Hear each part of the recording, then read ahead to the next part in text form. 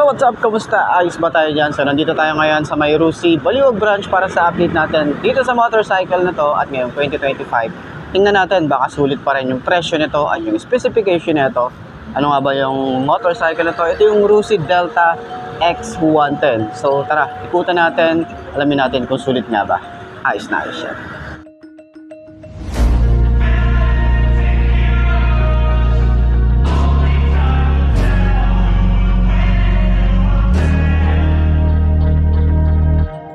Bad things happen to good people. None of us were ever really born equal. Only one life, there ain't no sequel. Some people live, others stay. So yun na nga ngayong 2025 update para sa motorcycle na to, yung Delta X110 at syempre meron tong 125. Wala nga lang tayong available na unit dito sa branch nila, pero kapag may nakita tayo, last time meron na rin tayong na vlog na 125, pero ngayon itong 110 update price and specs, ano nga bang meron sa kanya, ano nga bang updated para sa kanya. And tara, umpisa na natin, walk around na natin. Ayos na ayos siya. So yun na nga, sa looks pa lang pwede na to pang off-road, you know. Ganda rin, ganda ng itsura. Okay, umpisa natin dito sa kanyang headlight. Ayan. So sana dito mag-update dito sila Rusi, dahil nga naka bulb type pa rin naman tayo rito, pero yung signal light niya ay naka LED na rin. Tsaka gusto ko yung forma nitong LED niya. Hindi siya yung pangit tingnan, hindi siya yung katulad ng mga nakikita natin na ordinary na naka bulb type siya. Ito at least sumasabay sa trend. Okay, so sa kanyang front fender, mahaba naman yan, tsaka maganda yung plastic na ginamit. Meron din siyang extension, may extension pa yan, pwede nyo tanggalin kung gusto nyo tanggalin. Naka telescopic fork tayo rito na may rubber boots.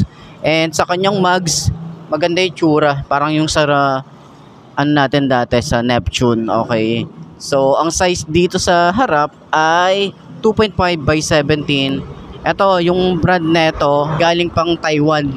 Okay, Taiwan technology yung tires na ginamit dito. Yan. So maganda yung mugs, meron siyang design na parang pinagtabasan dito.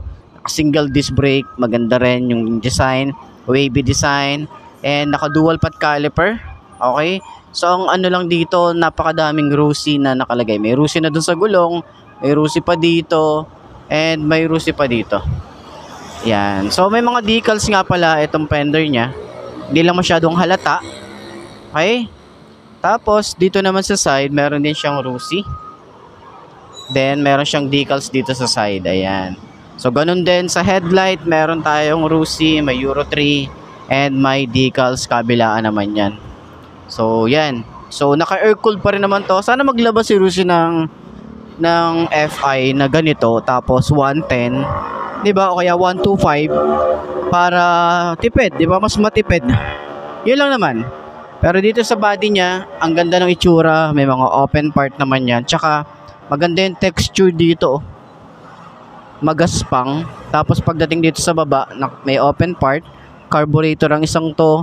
Meron siyang parang carbon fiber finish dito. Ayan yung itsura niya. 'Di ba? So sa handlebar, naka-upright position. And naka-digital tayo rito sa kanyang panel. At least dito si Rusi, digital, 'di ba? Sa iba kasi naka-analog type pa. Ito naman, simple lang yung ating ignition. Maganda rin yung paint job para sa kanyang handlebar, matte finish. Yung itsura ng ating susi, yung ating switches, sumasabay naman si Rusi pagdating sa switches.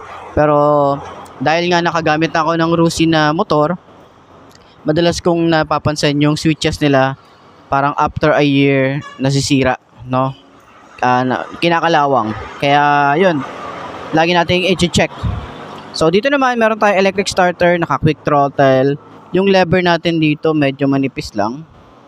Ayan, pero ano ang smooth lang Tapos yung bar end niya metal, yung grip niya makapit, sakto lang sa ating kamay. Yung throttle sobrang babaw talaga. And dito naman sa side, meron tayo ritong grip and naka semi-automatic tayo rito. Meron tayong on and off ng kanyang headlight. Ayan, so wala tong park light, headlight na agad. High and low, signal light, busina, and choke. Wala siyang flasher and hazard, okay? So, dito naman sa kanyang makina, dahil 110cc, kulay brown, no? Pag 125 is kulay black. Ayan. So, dito naman, kickstart. Maganda rin yung design. Maganda rin yung finish. Rear brake pedal. Ito, walang maingay dito. All goods. Foot pegs, hindi siya napipflip. Combination ng rubber and metal. And foot pegs para sa angkas, metal. So, maganda yung kanyang itsura. Yung itsura din dito, yung alloy na ginamit, ito plastic pero sa loob meron siyang metal. So support lang tong plastic na to. So para siyang may carbon fiber. Meron tayong swing arm. Tapos makita natin dito RFI DL110. So ang supplier nito si RFI. And meron naman tayo ritong cover na metal naman yan para sa tambucho. Naka dual shock tayo rito. Yung kanyang tires ay 2.75 yung size. Ayan, by 17. Ayan. So, naka-drum brake and maganda yung mugs. Ayan. So, sana dito maglabas din sila ng naka-monoshock, no? Baka naman, pwede, di ba? So, sa Delta X110, meron tayong decals dito. And dito rin. Napaka-minimalist lang nung kanyang design. So, nagustuhan din natin dito yung itsura ng ating taillight. Ayan, naka-LED na rin tayo rito. Tapos, ito yung signal light, park light, taillight, reflector, and meron tayong plate, yung lagay ng plate. And yung fender niya is malapad naman, tsaka matulis and mahaba. Ayan. Sa side, dito pa rin binubuksan yung ating compartment.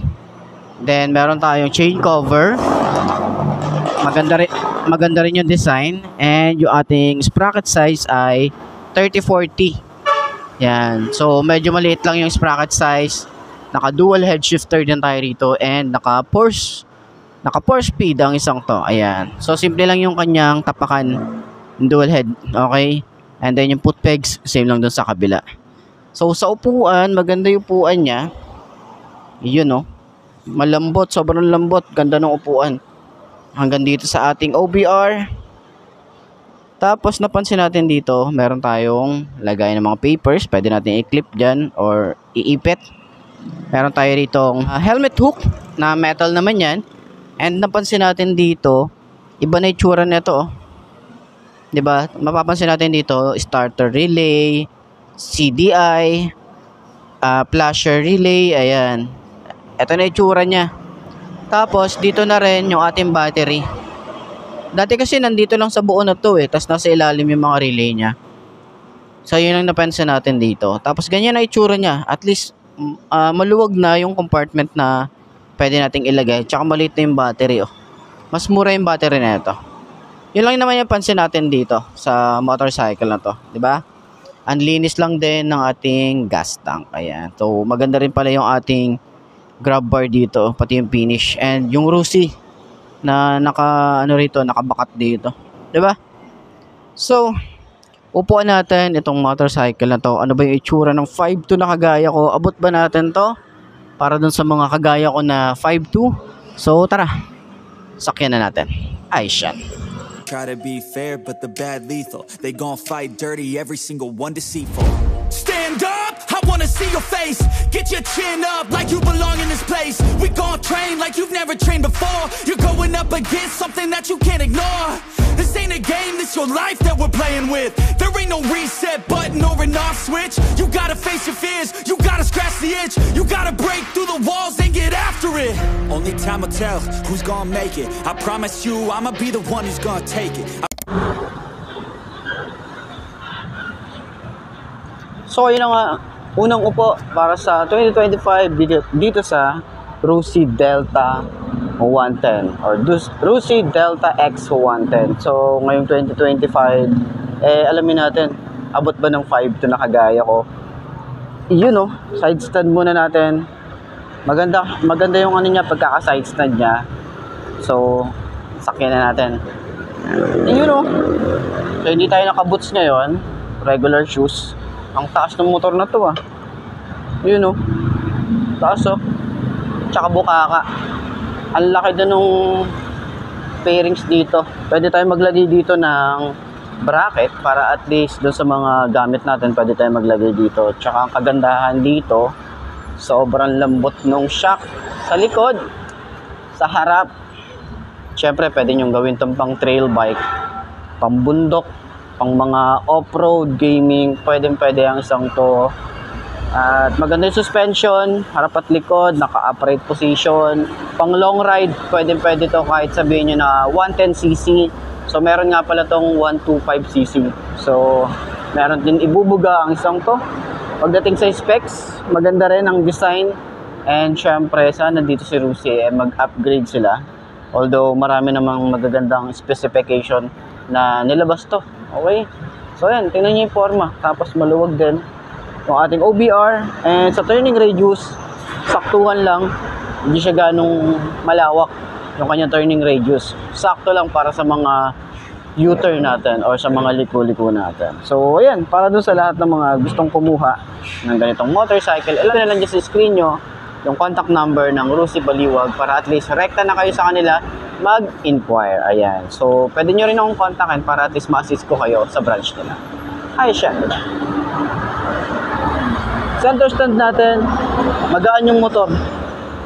Magaan din siyang i-center stand. Ayos. So yun na mga best, no? Sa lahat ng mga nagtatanong kung magkano nga ba ang ganitong motorcycle, ito ay nagkakahalaga ng 46,500 pag kinuha nyo ng cash. Syempre, pag sa Rusi, sabot-sabot lang, meron pa yan discount. So ayun na nga, sa lahat ng mga kukuha ng hulugan, pwede nyo kunin to ng 36 months. Pero ayan, nandiyan sa screen nyo kung magkano nga ba ang kanilang down payment at yung 36 months. And para dun naman sa lahat ng mga nakagamit na ng ganitong motorcycle, pwede nyo ilagay dyan sa comment section ano nga ba yung mga naging experience nyo sa motor na to. Para at least may share natin sa iba. Ayos yan, di ba? So yun na mga best, no? Ito na ba ang motor na babagay sa'yo? Kung ito na nga ay markahan mo na yan, mag-subscribe ka na sa aking YouTube channel. I-click mo na rin yung notification bell para updated ka sa lahat ng videos na na-upload natin. Dito araw-araw, so laging tatandaan, wala sa brand ng motor ang itatagal yan. Kundi nasa pag-aalaga mo yan, tatagal yan.